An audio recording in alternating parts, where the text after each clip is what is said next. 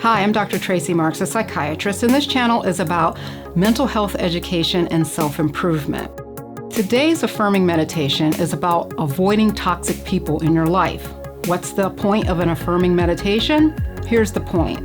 We all have an internal monologue that determines how you respond to external circumstances. And these automatic thoughts are based on past experiences, and some are negative and some are positive. What you think matters.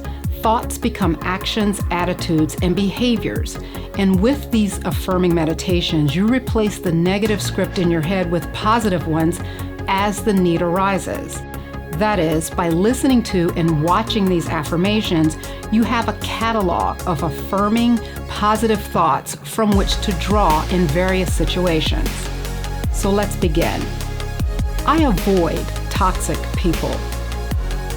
Each day, I endeavor to surround myself with positive people who bring good energy into my life. I choose my friends very carefully.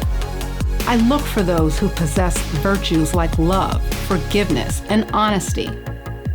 I stay away from people who breed negativity and display traits like greed, anger, and jealousy. I realize it's easy to get caught up in such negativity, so when I find myself around negative people, I politely extricate myself from the situation.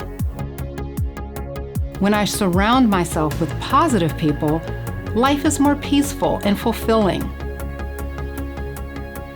Today, I endeavor to live a clean, healthy life, devoid of the negativity of toxic people. I focus on the positive and leave the negative behind. Relationships are too precious for me to drag others through the mire or let them do that to me. Questions for self-reflection. How do you deal with a friend who displayed positive traits before, but now has become caught up in negativity?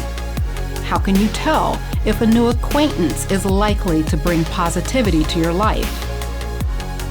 Is there anything you can do to make your relationship with a toxic person less toxic? This is your affirming meditation.